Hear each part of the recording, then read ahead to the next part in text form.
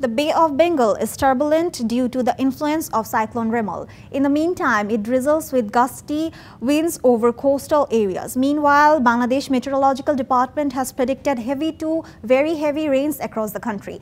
It has been drizzling since last night in Patuakhali. There is a power cut off in Kuakata. The locals are suffering a lot due to this problem. In the meantime, rain and gusty winds are blowing in Bhola under the influence of Cyclone Remal. Meghna River is turbulent.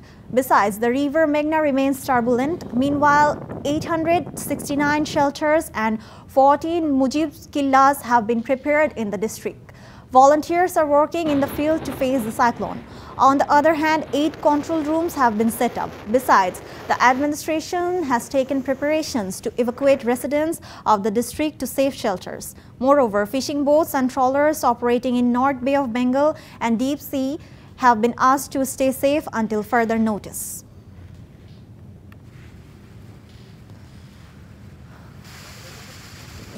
নগদে ৫০০ টাকা বা তার বেশি পেমেন্টে পেতে পারেন ঢাকায় জমিসহ ২০ কোটি টাকার পুরস্কার।